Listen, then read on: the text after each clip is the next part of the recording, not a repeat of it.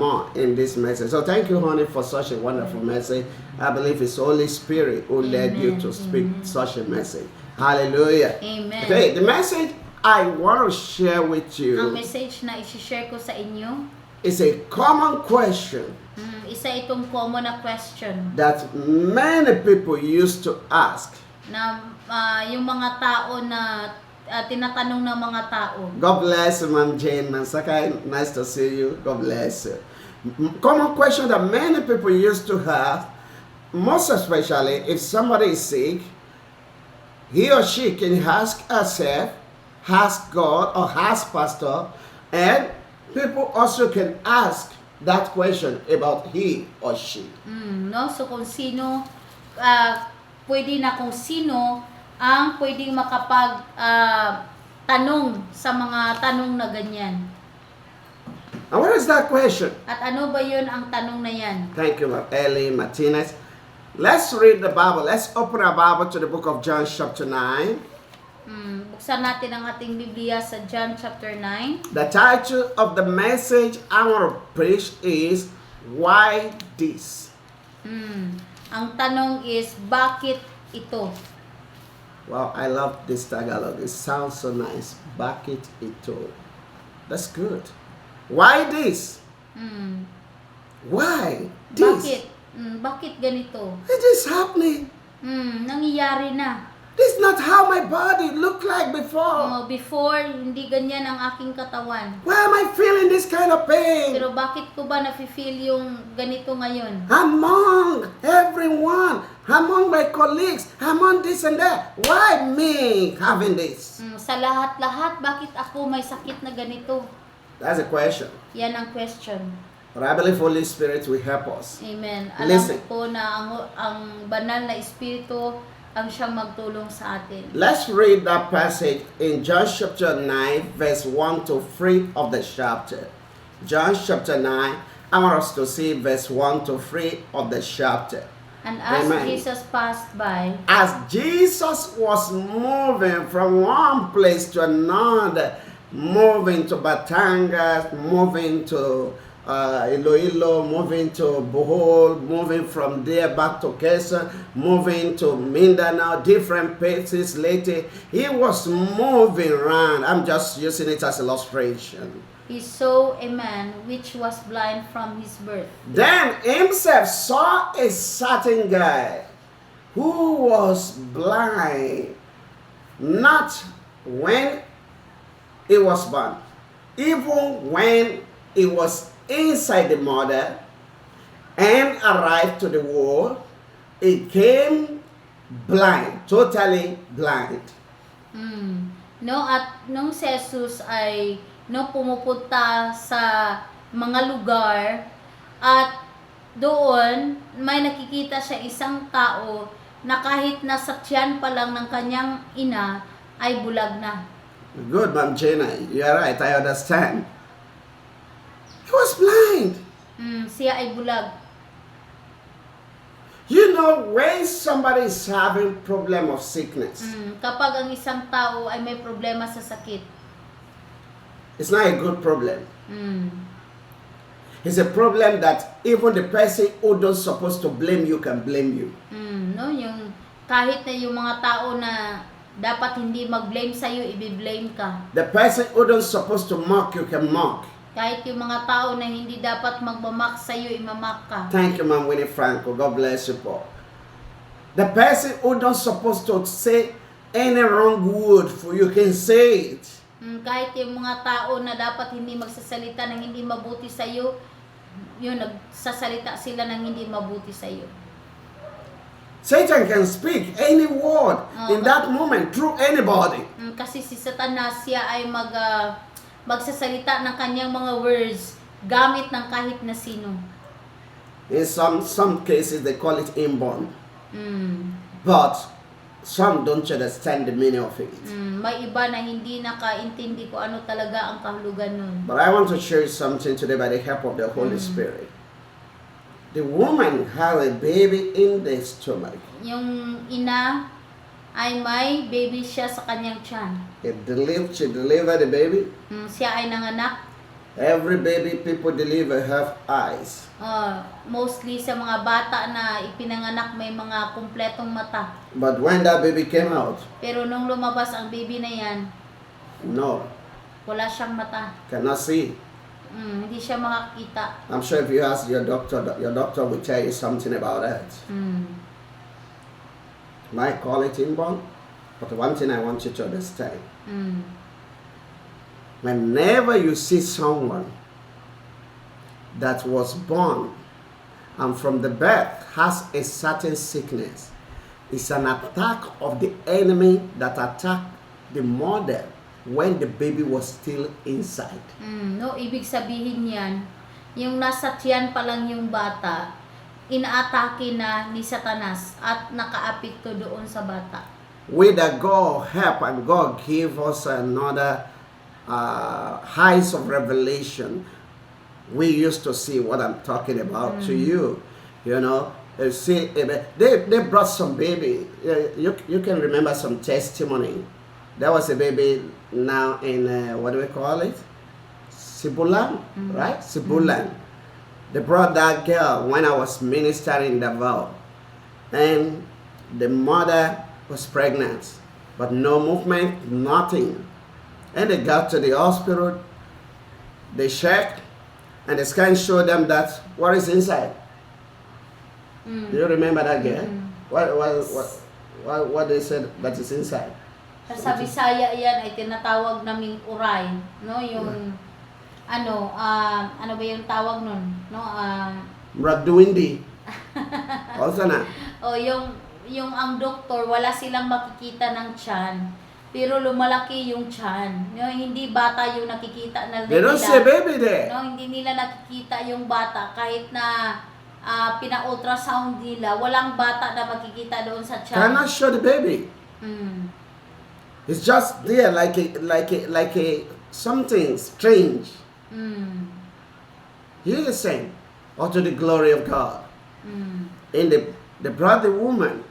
Doon dinala nila ang babaeng yun. And to the glory of God, I lay hands in the stomach. At ako po ay naglihan sa tiyan ng babaeng yun. This is a baby. Sinabi ko sa kanya, baby ito. Devil, get out.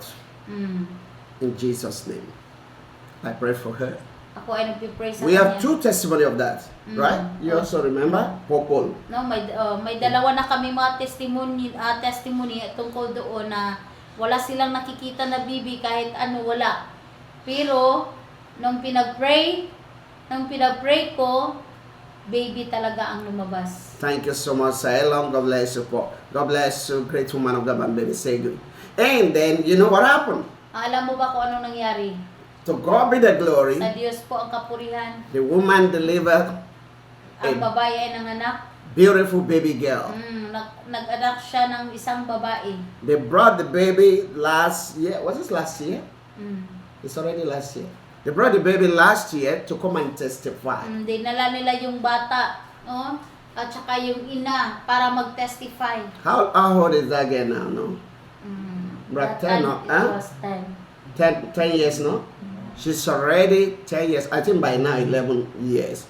She's already 11 years doing fine. All glory be to God. Amen. At ang bata, no? Ang bata ay malakas, may magandang kalusugan.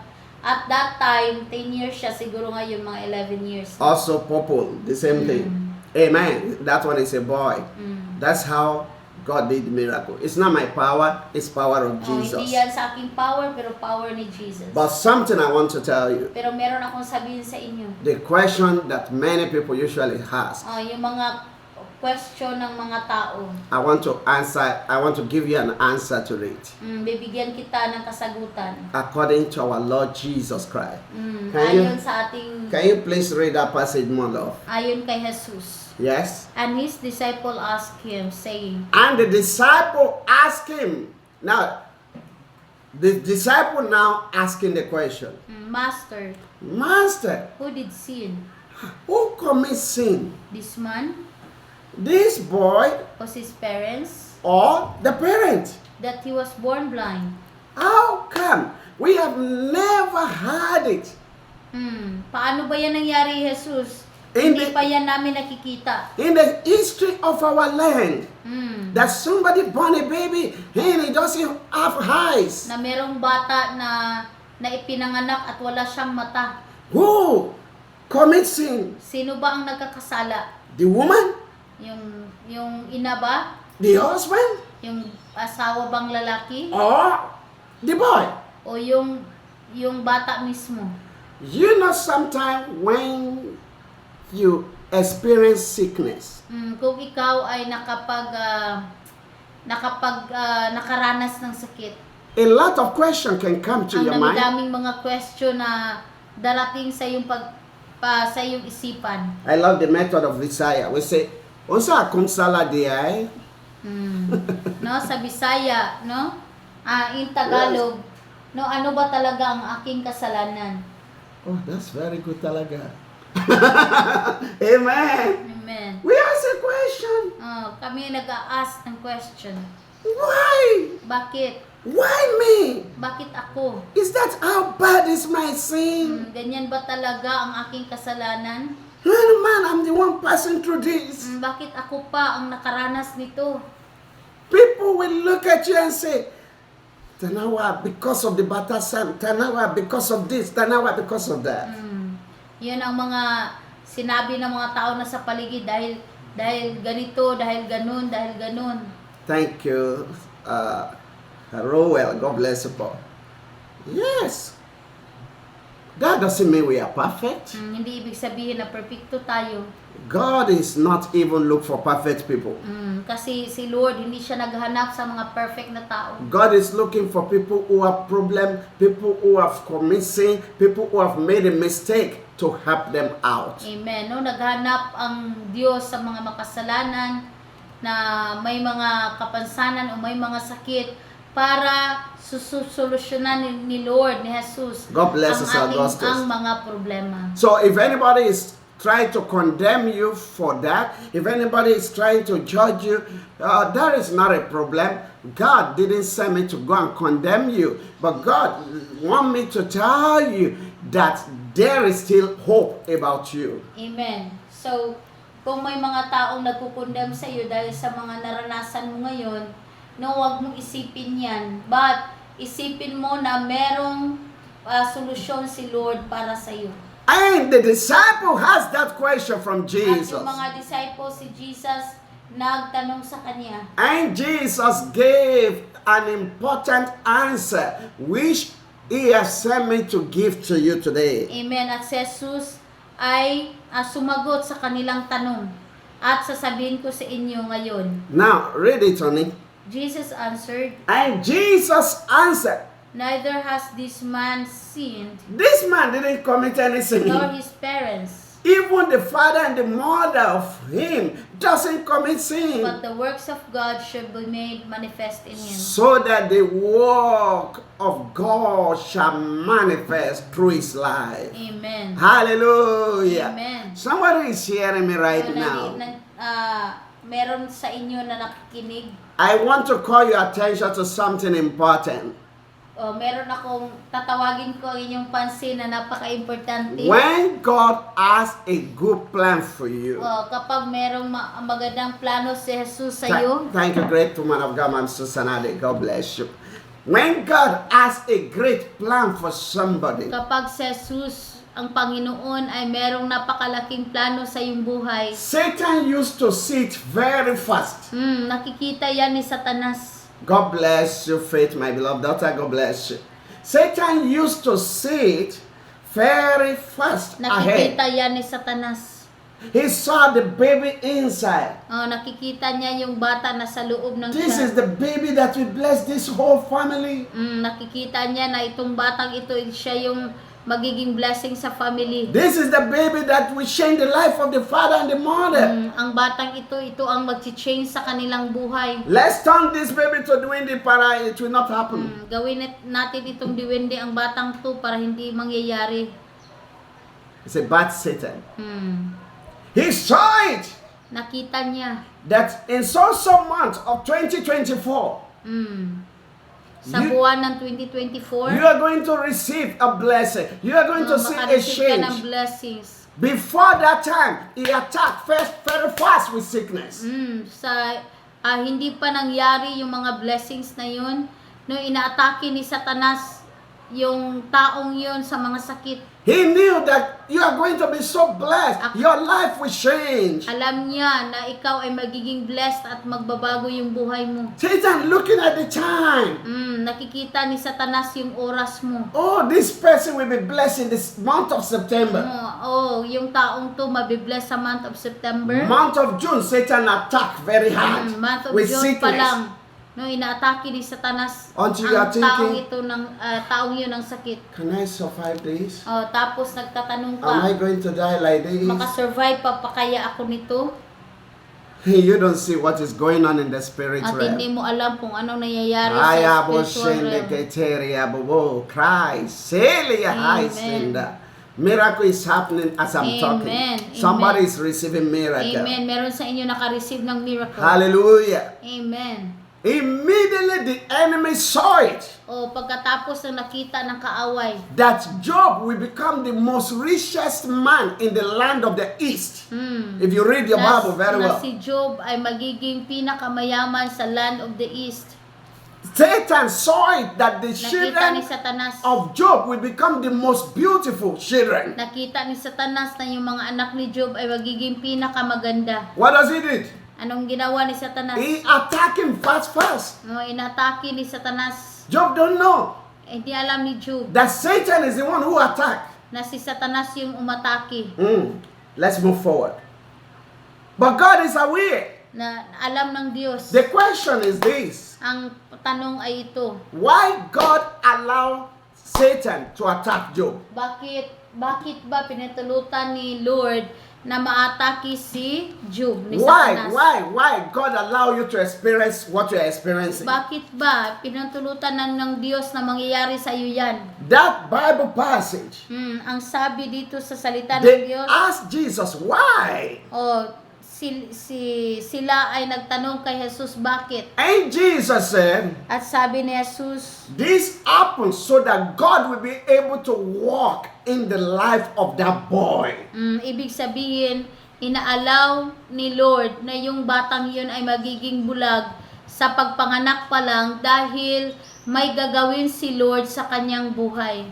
Your sickness is not new to God. Yung sakit mo na yan ay hindi yan bago kay Lord. What you are feeling as pain is not new to God. Yung sakit na naramdaman mo, hindi yan bago kay Lord. God is aware of it. Alam ni Lord yan. He knew when Satan attacked, Alam niya kung kailan ka inatake ni but Satanas. he knew that that is not the end of the goal. Pero alam niya na hindi yan ang ending mo. He allowed it because one day it's going to stop the devil. It's going to surprise you. It's going to change your life totally. Alam niya na may oras at panahon na stop niya yung mga gawa ni Satanas sa iyong buhay at makikita mo ang plano niya sa sa iyong buhay. God bless you, Evangelist Mary, my beloved daughter. God bless you. Thank you. He is so much aware that one day Alam niya the sickness will stop ang and sakit ay mawawala. he will manifest the glory that Satan don't want to see. He will manifest the blessing that Satan don't want to see. He will manifest the breakthrough that he has in plan for you. Amen. That sickness is not the end of you. Amen. I tell you, you are just passing through it. Amen. You are going to overcome it, and you're Amen. going to cross over into your miracle soon. Amen. Amen. So, yun, hindi yan ang ending mo. No, makikita mo na yung mga plano ni Lord, yung glory, yung mga blessings, magagandang plano ni Lord, makikita mo sa iyong sarili. God bless you, Senior Pastor Abel from Australia. Thank you for joining. He is aware Alam niya that your sickness is temporary. that yung sakit na yan ay temporary lang. It may be very painful. Kahit na napakasakit. It may be as if it wants to take life. Parang mamamatay ka na sa sakit na The yan. doctor may tell you no more solution to Sasabihin it. ng doktor sa iyo na wala nang solusyon ang sakit na yan. Job experienced trial here and there. Business collapse. Children die. Different things happen. Sickness every day. It seems life will be taken away.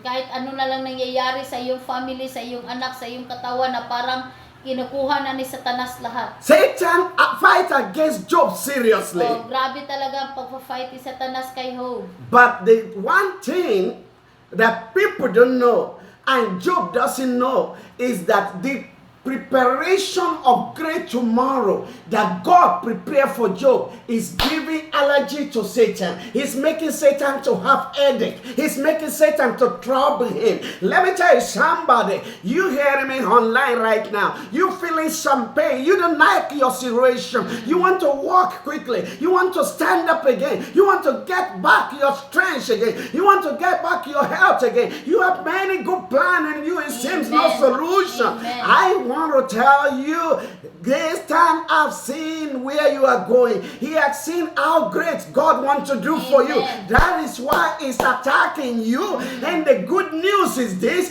God is gonna walk in your body. Amen. God is gonna walk in your life. Amen. God is gonna take you to where He has Amen. promised for you. Amen. He cannot stop you. Hindi talaga makastop si Satan sa iyo. Trials cannot stop you. Kahit na yung mga problema na yan, hindi makastop sa iyo. You might be crying now. Kahit na umiiyak ka ngayon, Your day of joy is very near. napakalapit na po ang day of joy. You might be feeling pain now. Naramdaman mo man ang mga sakit ngayon. Your day of good health is very near. Amen. Yung araw sa yung good health ay napakalapit na. People may say many bad words. They may mock you now. Kahit na sinisiraan ka ng mga tao ngayon, Just like the friends of Job mock him in time of gaya ng sickness. ginawa sa mga friends ni Job, But day is near pero malapit na ang araw. that they will see God's work in your life. Makikita nila ang gawa ng Diyos sa iyong buhay. That what God said I should tell you. Yan ang sinabi ni Lord na sabihin ko sa inyo. God is in your life. Ang Diyos ay nasa iyong buhay. God is in your situations. Ang Diyos nasa iyong sitwasyon. Jesus is beside you. Nandyan lang si Jesus katabi mo. You are not alone there. Hindi ka nag-iisa dyan. Is aware of what you are feeling Alam now. niya kung anong nangyari sa iyo ngayon. Is aware of what that doctor told you. Alam niya kung ano ang sinabi ng doktor sa iyo. Is aware of how severe the pain is. Alam niya kung ano yung mga sakit na naramdaman mo. Just few moments lang. Mga ilang minuto lang, mga ilang days lang. Malapit yun. Malapit na talaga. Just don't worry yourself. Huwag kang mag-worry sa iyong Trust sarili. Trust mo si Lord. Now let me quickly tell you this in conclusion. Let me tell you this in conclusion. Ito yung conclusion. So that I can pray for you. Para ako ay makapag-pray sa iyo. Why it seems as if it's becoming more harder. Bakit ba parang napakahirap na? Why is it becoming as if it's much more harder? O bakit ba na parang napakahirap na talaga? Because it's coming to an end. When the problem of Job is about to end, Kapag malapit na nung ang mga problema ni Job ay malapit nang matapos. that is the time it becomes so hard. Yun ang panahon na grabe, napaka-hard na talaga. The wife liars, Lumayas yung asawa. friends liars, Lumayas na yung friends. pain increase, Grabe ang sakit. business collapse, Nawala yung business. children die. Namamatay yung kanyang mga anak. Oh, tama na Lord, tama na Lord. How do you say that in Tagalog? Tama na. Tama na Japon. That's it. Amen. Amen. Siyempre, I'm saying. Amen. It seems you are crying, tama na Lord. And then another one happened. Tama na Lord. Haray. Tama na Lord. God Ang Diyos, is not dead. hindi patay ang ating Diyos. God Ang Diyos, is alive. ang Diyos ay buhay. How will you know that God is with you? Paano mo malaman na ang Diyos ay kasama mo? Is with you because it gave you privilege to connect to this kind of program. Kasama mo siya dahil binigyan ka niya ng privilege na makakonect sa programang ito. We are not the one who brought you here. Hindi kami ang nagdala sa iyo. God lead you to join this program. Ang Diyos ang nagli-lead sa iyo para sa programang ito. Many people saw the advertisement of this program, they don't join it. Ang daming mga tao nakakita sa advertisement pero hindi sila nag-join. Because we are not sent to them. Kaya dahil hindi kami ang pinadala para sa kanila. You that join, you are the one God sent us to. Ikaw na nag-join, kayo ang mga kayo ang pinapadalhan ng Diyos sa amin. I'm glad to announce to Ako ay you, maligaya na sabihin sa inyo, the presence of God is in your house. ang presensya ng Diyos ay nandyan sa iyong bahay. When you feel alone in that pain, Yung nafe-feel mo, nag-isa ka lang sa sakit. when you feel alone in that trial, Yung nafe-feel mo sa mga trials na yun. the nurses of heaven, they surround you. Pinapaligiran ka ng mga nurses sa langit. Jesus, the ultimate doctor, is with you. Si Jesus na ultimate doctor ay kasama mo. Don't give up. Huwag kang mag-give up. Your trial has only little time. Yung mga trials na yan, yung mga sakit na yan, may napaka-short na lang na oras. But the conclusion is Ang this. conclusion ito. The reason why is getting tough as if there is a challenge. Bakit na parang gumagrabe yung mga problema? Because Satan sees Dahil nakita ni Satanas, that you are about to cross it over. amen, na malapit na talaga na matatapos yan. Satan sees Nakita ni Satanas that the time is about to finish. na malapit nang maubos ang kanyang oras. Satan sees Nakita ni Satanas that your life is about to change. na malapit nang ma-change yung buhay mo. That is why it seems so hard now. Kaya yun nafe-feel mo na parang very hard. You are about to be rich. Malapit ka nang magiging mayaman. That is why you are having attack of here and there. Pay this bill, that one is there. You have that utang. If you don't pay now, you are in trouble. Everything is coming because your time of change is very near. Kaya na experience mo marami kang mga bills pero hindi mo alam kung paano mo yan mababayaran dahil malapit na mangyayari ang sinabi ni Lord sa iyo. God loves you. Minahal ka ni Lord. He said I should tell you, Sabi niya, sabihin ko sa iyo, He is with you. siya ay kasama mo. Jesus loves you. Ikaw ay minahal ni He Jesus. said I should tell Sabi you, niya, sabihin ko sa iyo, you are about to overcome it. malapit ka nang manalo. The only one more goal of Satan Isa pang goal ni Satanas that is making him to fight so much kung now. bakit siya nagfa-fight talaga sa inyo. He wants to kick you away from God. Gusto niya na malayo ka sa Diyos. He wants you to be discouraged. Gusto niya na magiging ma-discourage ka. He wants you to misbehave Gusto niya na mag-misbehave ka. and say, if God will heal me, after they have prayed 20 times for me, nothing happened. I will never join their program anymore.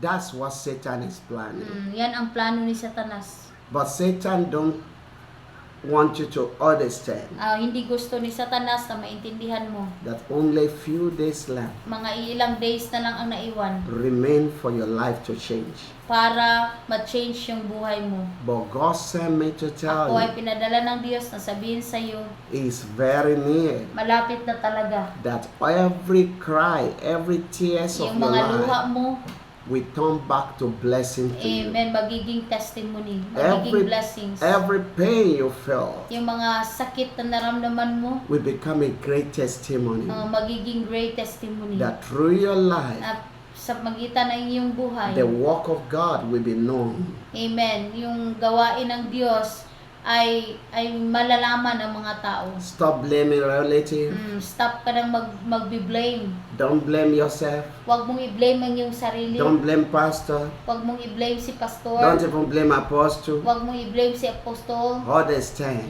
I understand. that God is working in your life. Amen, na ang Diyos ay kumikilos sa iyong buhay. Soon Malapit na. you shall celebrate. Amen, ikaw ay magsi-celebrate. This is what God sent me to you. Yan ang sinabi ni Lord na pinadala sa iyo. I want to pray for you. Gusto akong magpipray sa inyo. I want to believe God to touch you. Gusto ko na kayo ay touch ni Lord. Many of you we got healed today.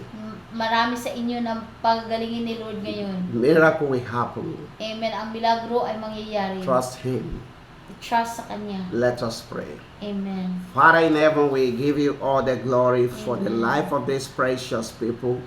Thank you, Jesus, for your word you have sent me to them. Amen. Thank you for answering the question that is worried out of many people. Amen. And thank you, O Lord Jesus, for these precious people.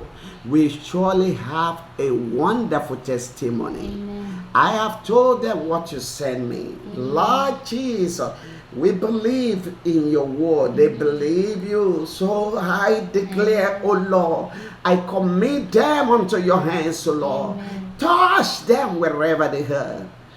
Let your mighty hand reach out to them, O Amen. Lord. Heal and set them free. Do miracle in their life. Amen. Father, take away the pain and sicknesses. Amen. Put an end to those symptoms. Amen. Let them receive good health. Let there be healing now. Amen. Thank you, faithful God. In Jesus' precious name. Amen and amen.